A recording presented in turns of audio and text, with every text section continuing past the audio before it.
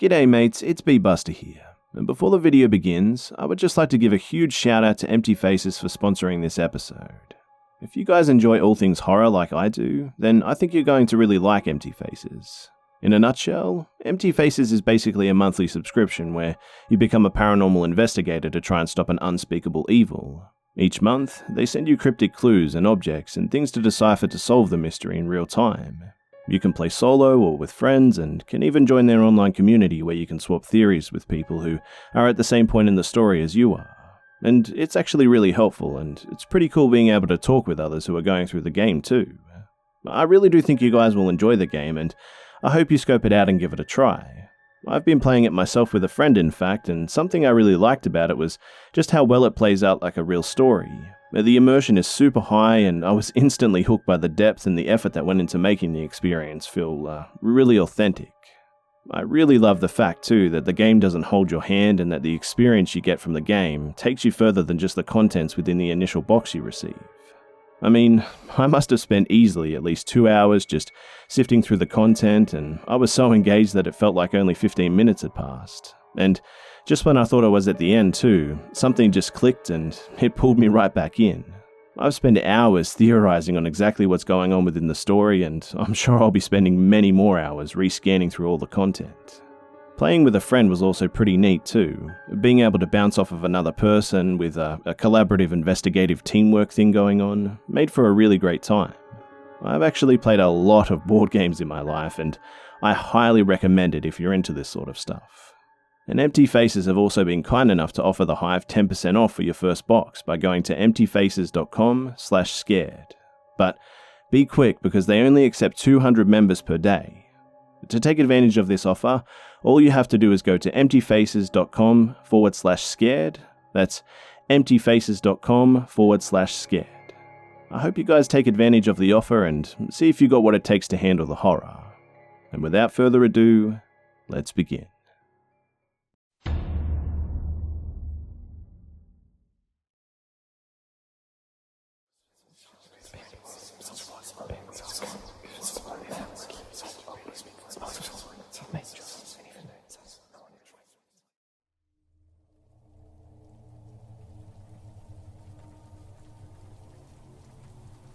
Back in 2004, I was living in Savannah, GA.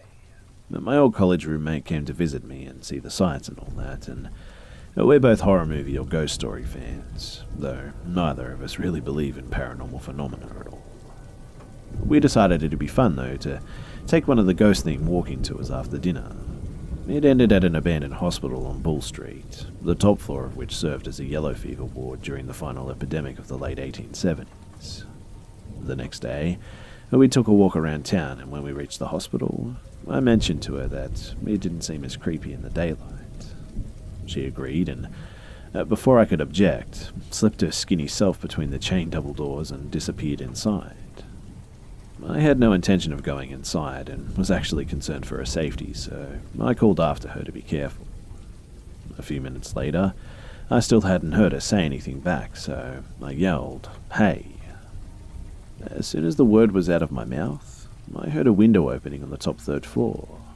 I looked up, and it was her leaning out of the window with this incredibly bizarre, flat, open mouth look on her face, and waving one arm as if to beckon me inside. I said, "Are you fucking joking?" And instantly, as soon as I looked down, she was coming back out of the door that she went in, on the ground floor, saying, "What? It's fine." I looked back up to the third floor window, and she was gone, window closed. Even though there was no way for her to have gotten from the third floor to the ground floor in under a second, I asked her anyway if she'd gone upstairs at all, and she said no, of course not. She hadn't even found upstairs, just looked around a bit. But I know it was her. Even with the sun above her, I recognized her distinctive hair. It's long, bright strawberry blonde. Except, when she went in and came out, it was in a ponytail, and upstairs, it was down and swept over one shoulder. She was even wearing the same purple tank top. I just have no way of explaining this other than a glitch in the universe or something.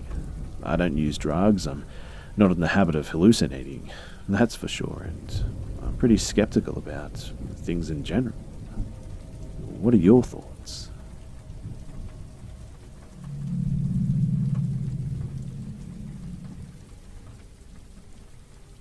When I was about 14, we actually lost my childhood home. My brother moved in to live with our dad, and my sister and her boyfriend got their own apartment. She was pregnant at the time, and I decided to stay with my mum and stepdad. My grandma owned the house that we had actually been living in and lost it when she filed for bankruptcy. She didn't tell this until the bank showed up to do an inspection and gave us 30 days to move out. Luckily for us, my mum's best friend, she actually owned a house and said that we could move in and fix it up. This place was seriously dilapidated though, and just outright disgusting. Like, there were holes in the floors, bug infestations, stained crusty carpet, toilets filled with old poo. It hadn't been lived in for years, and the people who lived there previously, Mum's friend and her family, they honestly lived like pigs. On a side note too, my stepdad worked 12 hours a day, Monday to Friday, and my mum was severely depressed and addicted to prescription pills, Xanax, Klonopin, and all that stuff. Man was constantly in pill-induced slumbers. So, the first month in the house was by far the worst. I couldn't sleep at night because I could hear, like, muffled voices through the vents all night. I started sleeping with loud music playing, just to drown it all out, but every morning, the basement door was wide open, even though we closed and latched it at night because it had a serious spider infestation. But we thought it might have been my mum sleepwalking at first until it just continued to happen while she was in the psych hospital. All of my friends were too afraid to come spend the night again after their first night staying there, except one. This was because they just said it was creepy and they felt like they were being watched at night. My mum always slept on the couch because she couldn't be on the stairs after she took her pills and constantly said that she could see somebody looking at her from the kitchen doorway. We took it as her just hallucinating, until I saw it for myself when I stayed down to keep her company one night. It was tall and completely black, almost like a really defined shadow. I was completely paralyzed with fear when I saw it. I mean, I physically could not look away until it walked out of the doorway back towards the other room. I confirm my mum saw it too, and it made her go upstairs that night, no matter how dangerous it was. My boyfriend also saw it a few weeks later when he was helping my stepdad fumigate the basement. He said that it was just standing in the corner, just staring at them, and they pretty much just noped the fuck out of there as soon as they saw it. We lived there for about a year after that, I think, and I saw it twice more, and each time it was just as terrifying as the first. My mum said that she saw it every single night, even when she started sleeping upstairs again. When we finally did move out, we saged the house and put a salt circle around it. Within 2 months of living elsewhere, my mum got clean too, and her depression got 1,000 times better. I later married the friend who owned the house's nephew and have been there a few times since then, but it's too uncomfortable to stay there for more than a few minutes. There's just something really off about that house.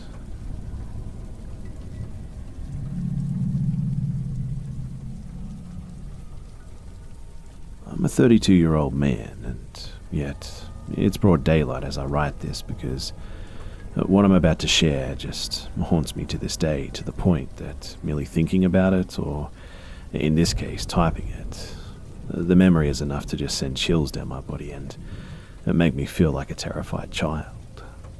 I've only told this story to a handful of people over the past 10 years because of just how terrifying an experience it was for me, but I feel that it could be therapeutic to just get it off my chest and share it with others. Maybe others have had similar experiences, and if you have, please be sure to let me know. To tell this story and give it justice, I have to tell you of an experience that happened 3 years before the terrifying encounter that this post is about.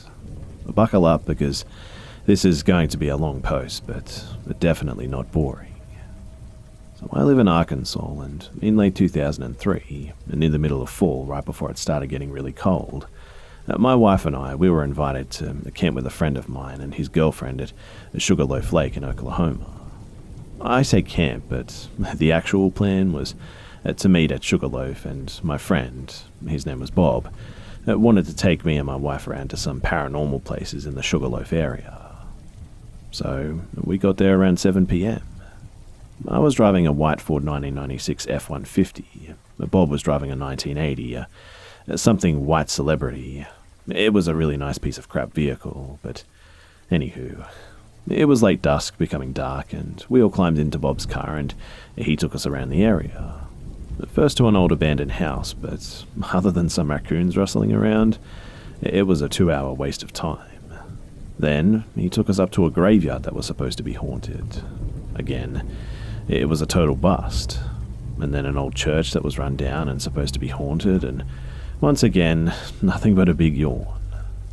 At this point, it was getting close to midnight, and my wife and I were getting pretty bored, and I spoke up to Bob saying that, man, this really hasn't been that freaky of a night. And that's when Bob smiled, saying that he was saving the best for last. He handed me a Polaroid picture of a hillside covered in trees in daylight. I asked him what it was, and he asked me if I saw a house or any type of light pole or anything in the picture. To which I replied no. He took the picture back and said that that's because there isn't, and there are no power lines either. About this time, he turned down an old dirt road too and passed a small house, and then after that it was 2 miles of dirt road with woods on one side and a barbed wire fence on the other, with about 2 acres of field connecting to a wooded hillside. Nothing to light the night except the full moon above head and the clear starry sky, and after what seemed like forever, he stopped the car and told us that we all had to get out. We did what he asked, and he walked us to the side of the car where the fence and the field and the wooded hillside were. He looked at his cell phone, and his phone and my phone had no signal. This was 2003, and this area had no cell towers, but he looked at his phone and said that it was 11:57, and told us to watch the middle of the hillside. Even at complete dark, I could tell that this was the same field and hillside from the picture. 2 minutes go by and nothing has changed. Then, at exactly midnight, a small light flickers on in the middle of the hillside. A chill runs down my back as my wife, Bob, and his girlfriend, and myself just watch this small light, which to me looked like an old kerosene lantern, beginning to move, swaying back and forth. We sat down and watched in complete silence for what seemed like several minutes when I finally spoke up and asked what the story was with this. Bob replied that he didn't know, but the locals had told him that at midnight, every night, this lantern will light up and sway back and forth through the woods until the sun comes up and it just disappears.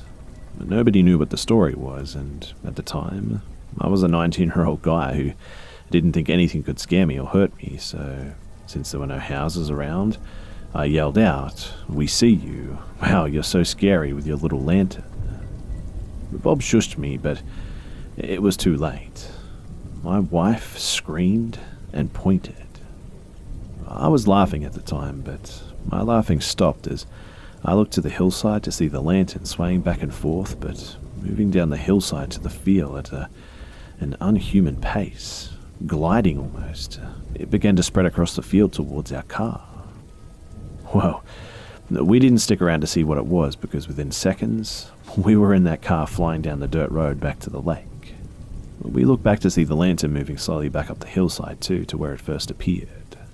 The ride back was pretty silent until Bob spoke up, saying, "Crap, I forgot to put gas in earlier, and the only store around is closed, and if we decided to go back out anywhere, it'd be best to take my truck until he could get gas in the morning, as he only had about a half a quarter of a tank or something." I said okay, and a few minutes later, we arrived back at Sugarloaf Lake, and We had parked by the lake docks and we dropped my tailgate and sat and talked about what had just happened. I said okay, and a few minutes later, we arrived back at Sugarloaf Lake. We had parked by the lake docks and we dropped my tailgate and just sat and talked about what had just happened. Bob's girlfriend was pregnant at the time and told him that she was actually really hungry, and he told her that we had brought some snacks, but she said that she needed actual food.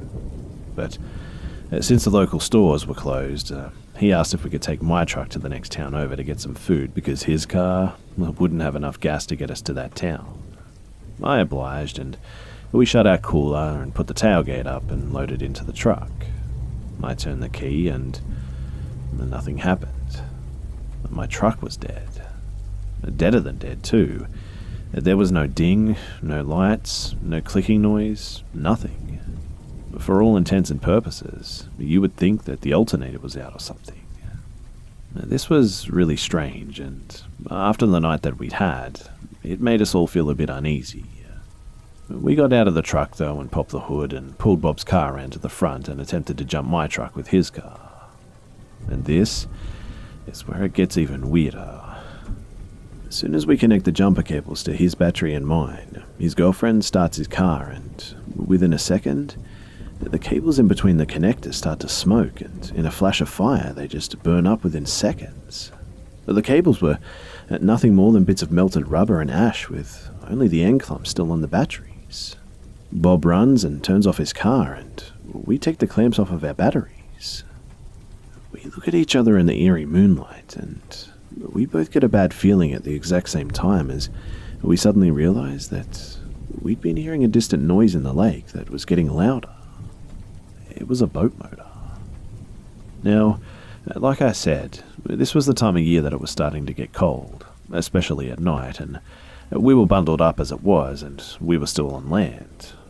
But somebody was out on a boat after midnight, when it had to be as chilly as hell to get out with the wind hitting them, and from the sound of its motor, it was going pretty fast too, but we didn't see anything. That is, until the boat was about 50 yards away, and a very bright spotlight comes on temporarily, just blinding us all. Bob and I tell the women to get into his car and lock the doors, and I reach into the bed of my truck and give Bob a tyre tool, and I pick up another. I work at a tyre shop, and I had all kinds of tools in the trade of my truck. So we're standing in front of the vehicles in the middle, the hoods up on both, as the boat pulls up to the dock, and two heavily bearded men in their 30s to 40s, I'd say, step out of the boat and walk up.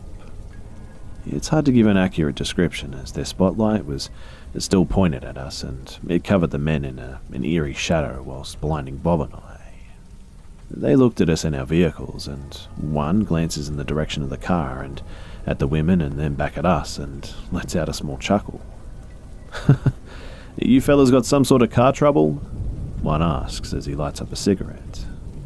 Yeah, but it's nothing we can't handle," I stammer. The guy with the cigarette sniffs the air and then looks down between Bob and I's feet and sees the still smoking ashes of what was the jumper cable. "Well, looks like it was more than your pussy jumper cables could handle. Y'all need some help? We got some tools on the boat that I think can fix your guys' problem right up." Then, the other man who had chuckled in the beginning says, "Yeah, fix them right up." I'm speechless at this moment, probably with my mouth hanging open, and I can't remember as the two men walk back to their boat and we hear what sounds like chains rattling around maybe, as we try to make out what they're doing, but the spotlight is so blinding that we can barely see. But the chain noise was enough, and Bob looked at me, and without saying a word, we both jumped in his car and just drove the fuck out of there.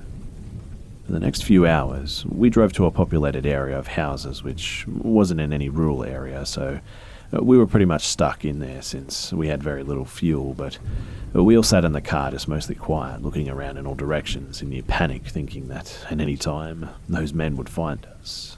Bob would also turn his lights on every now and then, thinking that he had seen some movement in the dark, but after a while, the women fell asleep and Bob and I talked about how fucking weird this whole ordeal had been, and he laughed, saying, "I told you it would be a scary night."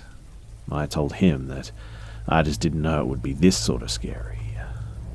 At this point, the paranormal lantern wasn't even the main thing freaking me out, but the men never showed, and eventually the morning was on its way, and it was about 20 minutes until sunrise, and Bob asked if I wanted to go see if the lantern really disappears at sunrise. I asked if he was sure that he had enough gas, and he said yeah, the local store opens in about an hour, so we'll be fine. I tell him in that case, then yeah, why not? We wake the women up and drive back to that hillside, and we get there with about 4 minutes left until sunrise. We still see the lantern swaying in the woods too, and Bob looks at me and I smile and do the motion for zipping my lips, and we all watch in wonder as, right at sunrise, the lantern just slowly fades away to nothing. After this, we get back in the car and drive back to the lake, feeling a bit safer now. When we get there, there's no sign of the boat, and the hood of my truck is still up and the doors are still locked. On a whim, I tell Bob that I'm going to try and start the truck one more time before he drives us somewhere where I can get cell signal and call for help and all that. And I'll be damned. The truck started right up with no hesitation or problem whatsoever.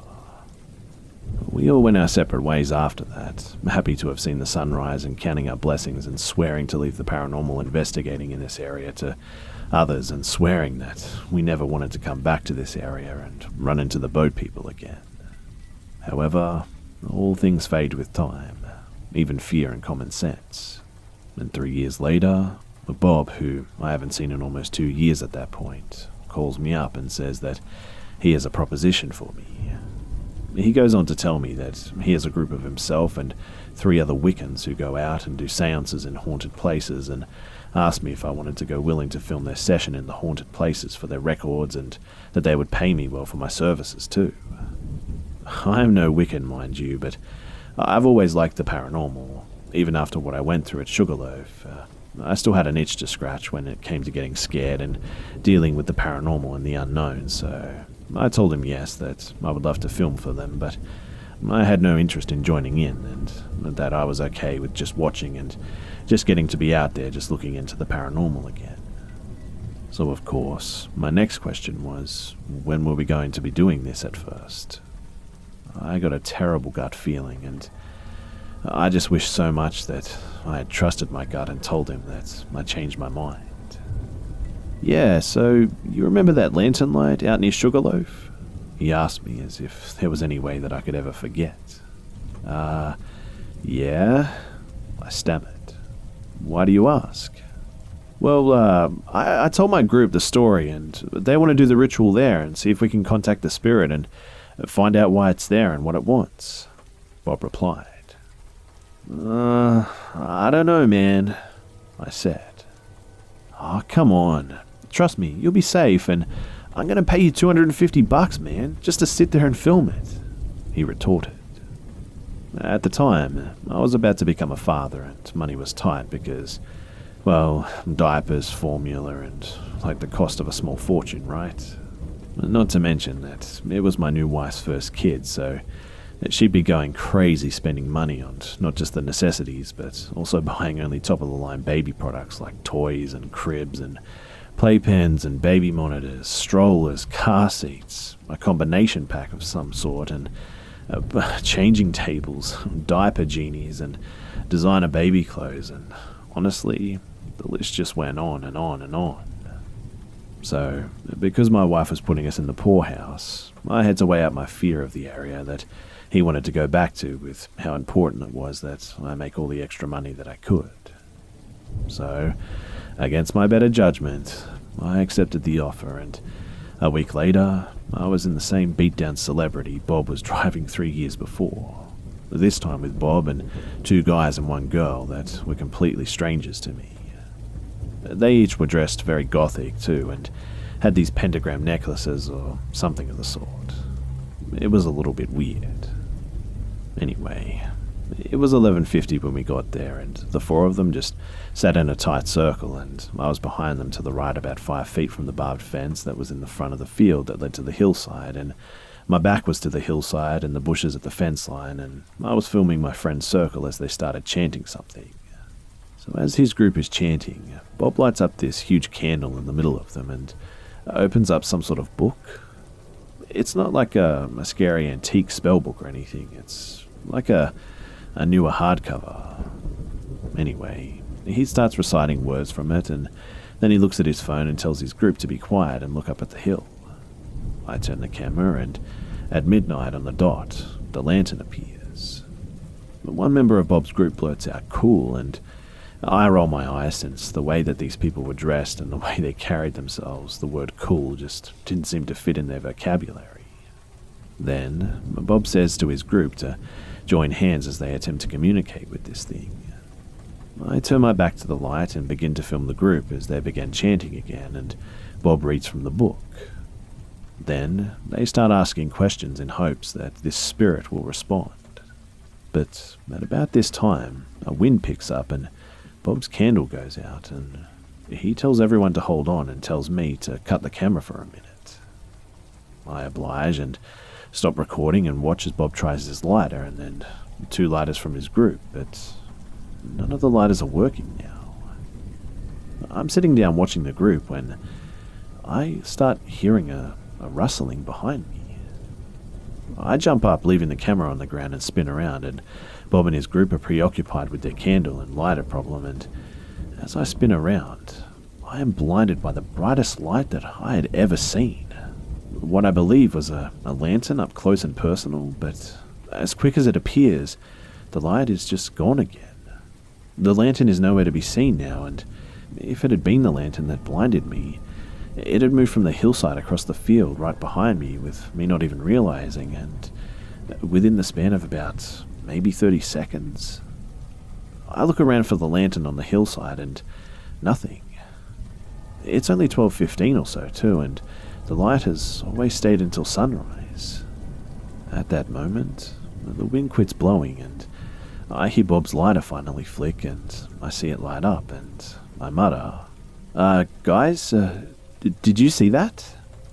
They all turn and ask what I'm talking about, but before I can answer, we're all stopped dead in our tracks by a distant laughter coming from just seemingly nowhere and everywhere around us, but distant at the moment, and like kind of far off. And this was no ordinary laughter too. The laughter sounded like just hundreds or maybe even thousands of children. To be honest with you guys, as I'm typing this, I'm looking around the room that I'm in because whenever I think or talk about this experience, I can vividly remember that terrifying sound and hear it in my head. Anyway, the best way that I can describe this laughter is for you to imagine listening to a large group of kids just singing "Row, row, row your boat." You know how one kid will start and seconds later another will join in, just starting at the beginning of the song and so on and so forth? Well, this sounded like that, but like hundreds or thousands of children laughing, as if one would start laughing and a second later another would, and that pattern went on in an endless loop. I'm not saying the laughter sounded like the song "Row, row your boat," mind you, but what I'm saying is that they laughed in unison just like kids do when singing that song. One would start and then seconds later another would, and then another and so on and so forth, and it was getting louder and closer too. And there were also different types of laughs too. A goofy, a giggling, a kind of sinister laugh sometimes, just all around us coming from all directions, and I was shaking at this point and I couldn't move. I remember thinking in my head that this couldn't be real. This sort of thing just doesn't happen, and what the fuck was going on? I turn around and scream at Bob and his group that we need to get the fuck out of there now, but they are already all running to the car, leaving their Wiccan book and candle behind, and without hesitation, I run after them and jump in the car just as the laughter is becoming deafening. We haul ass straight out of there and drive about a mile up the road and pull over as Bob is in no condition to drive, as we're all just freaking out. We all get out of the car, just kind of pacing around the car, asking each other if we just really heard what we had just heard. I tell Bob that I'm sorry, but I left his camera behind, and he says he doesn't care at this point, that he isn't going back for it. At this point, I got my hands on my knees, just panting, trying to catch my breath, as I have never in my life been so terrified. That is, until when all of our chatter stops. We once again hear the laughter off in the distance, but really quietly at first, and slowly getting closer and closer and louder until, once again, it becomes deafening. Well, we all jump back in the car and we speed away. We drive about 6 miles, and for the first 3 miles, we can all still hear the laughter in the distance with our windows down a little, and we all begin to calm a little by about 4 miles when the laughter can no longer be heard, but we have no intention of pulling over again, and Bob's friend is in the passenger seat with his phone waiting for a signal to pop up, and at about 6 miles, Bob's friend says that he's got full bars, and he hands the phone to Bob, and he calls a friend of his who is into the occult and well-versed and educated in it, and as we're driving, he's describing what happened to the lady. But Bob later told me that his friend told him that she believed it was the children of a hectate or something like that. I have no idea what the hell a hectate is, but it sounded like more of a guess to me than anything. Anyway, as Bob is on the phone speeding out of the area, me and the 2 other people in the back seat all get a chill at the same time, and they told me later that, just like me, the hair on the back of their necks stood up as a loud snapping noise from the front end of the car, and Bob's celebrity just stops dead in his tracks, and we're no longer moving forward. He tries everything, but the car just isn't moving anymore, and we later discovered that a tire rod had snapped. But the friends Bob was talking to on the phone only lived about 20 minutes away from where we were, and they said that they were on their way. As we sat in the car, nobody spoke, and after about 3 minutes we saw a pair of headlights coming down the road towards us. But we knew that it was too soon to be Bob's friend. But me and Bob thought that maybe we could get a ride from a local, and we all unloaded our car and stood in front of it waiting on the vehicle to hopefully stop. Now, I can't be certain, but my gut tells me that I'm correct. But the vehicle, it doesn't stop, and as it comes into view, it's a beat-up old pickup truck, and it slows down, and in the truck are 2 men in their 30s and 40s, with huge beards again, and they stare at us and speed up after passing by. I look at Bob, and before I can speak, he says what I was already thinking. The guy's in the boat. Before I can say anything back, we see headlights coming from the direction that the truck just passed by, and we all went still and quiet as the same guys in the same truck passed by slowly again, just staring at us on the side of the road. Bob called his friend back and told her to drive like hell and get here now, and hung up, and 4 or 5 minutes go by and we see headlights coming, and relieved, we all get our stuff ready, thinking that it's Bob's friend. Then his phone rings, and it was the lady who was coming to get us telling Bob that she took a wrong turn and it was going to take her about 10 or 15 more minutes before she gets there. Bob hangs up the phone and watches in terror, as I do, as the same truck slowly passes by again. This time with only one of the boatmen in the truck, though. This time, though, the driver slows to a crawl and says, "Looks like you fellas could use some help," and then speeds up and drives off. This cemented the fact to Bob and I that we were definitely dealing with the boat guys, but where the hell did the other guy go? We had almost forgot about, due to the boatmen hearing the laughter again off in the distance. But before we knew it, it was all around us like before, and over the next few minutes, it started getting closer and closer too. I'm almost pissing my pants at this point, as the sound is just deafening and we have nowhere to run this time. And then, from behind our car off in the distance, we see 2 headlights come on and 2 vehicles coming towards us slowly, side by side, taking up the entire width of the backcountry road, both coming our way. The laughing seems to be zeroing in on us, as if hundreds or thousands of children are within reaching distance of us at this point. Mind you, there's no wind and no sound other than the crunch of the tires on the rocky dirt road of the 2 vehicles slowly driving towards us, besides these kids. With our last shred of hope fading away into the laughter of the children and the headlights of the 2 vehicles, surely being driven by the 2 boatmen, But we're given a reprieve because, as at this time, coming from the other direction, we see another set of headlights coming fast. But we hold our breath. I mean, the laughter, the boatman, what could be next, right?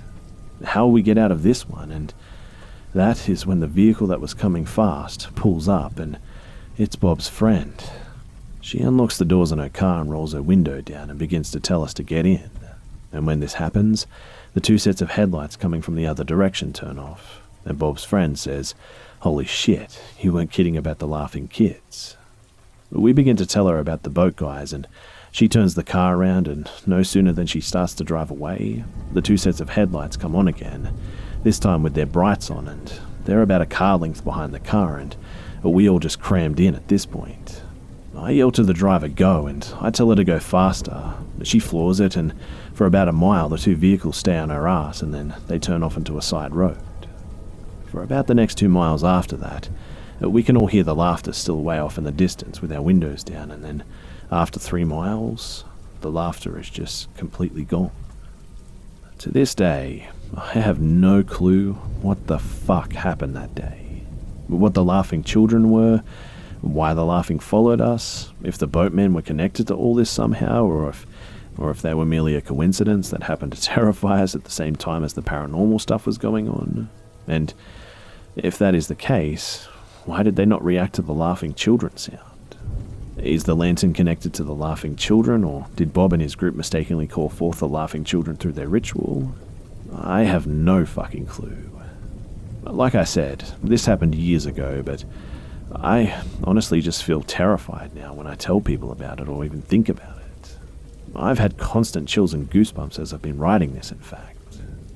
Anyway, to all of you guys who think the paranormal is just a fun hobby to get thrills out of and all that type of stuff, I beg you, and I'm warning you, that if you're not prepared for what's really out there, you can think that nothing will scare or harm you, but you're dealing with unknown things here.